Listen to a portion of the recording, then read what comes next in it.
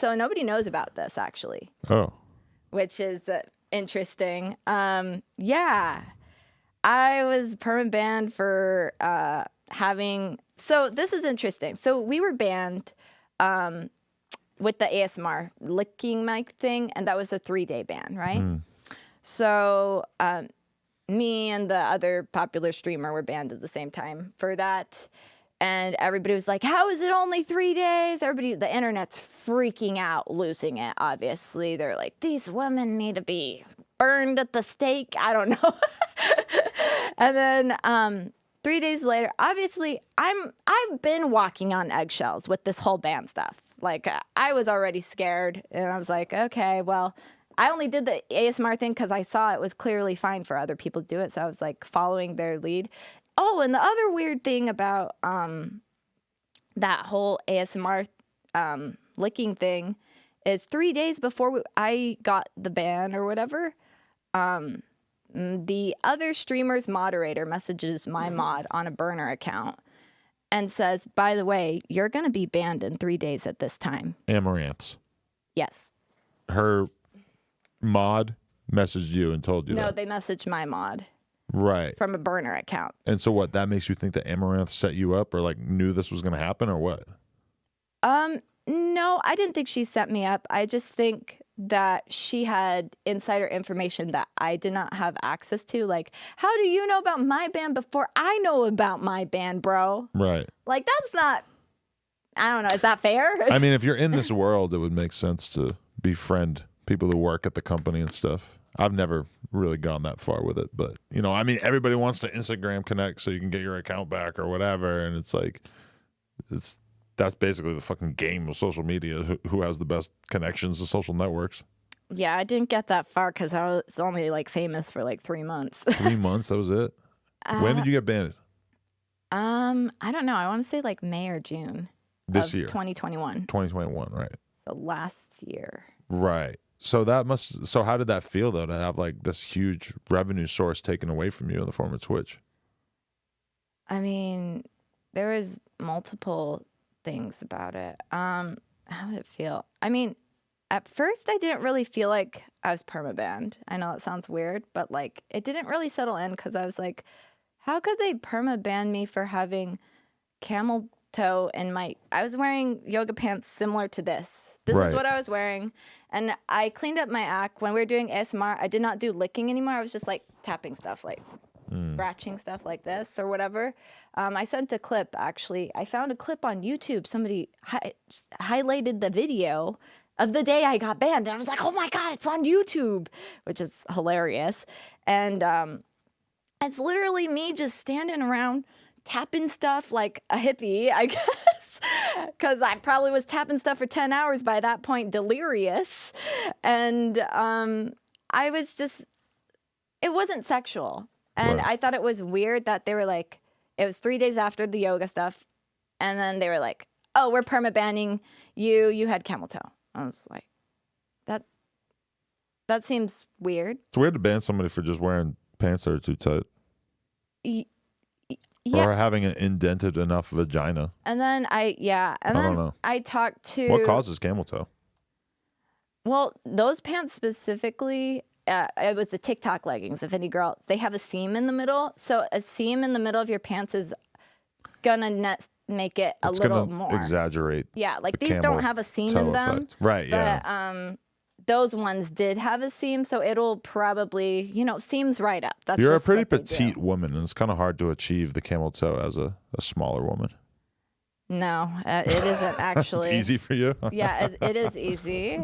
Okay. I would say so. But the interesting thing in this clip is in the TOS, it says it has to be intentional, that you're intentionally showing your genitals outline or whatever. And I wasn't intentional. Actually, my mod midway through stream was like, hey, I noticed you have camel toe. Can you like do something about it? So I go to the restroom and I stuff my area, stuff the crack, I guess.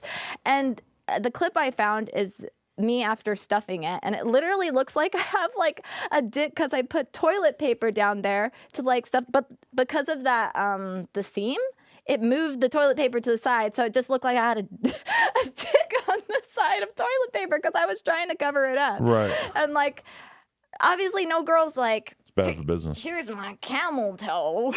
Well, they are now on Instagram and shit. I know mad porn stars who take photos like purposely having the camel toe because A, people comment about it, and B, it gets them thinking about, oh, I want to look at her OnlyFans. There's a lot of intentional camel toe out there now. I did not know this. Well, that makes Another trend you started. No, I don't think that was me. But yeah, definitely just interesting stuff. And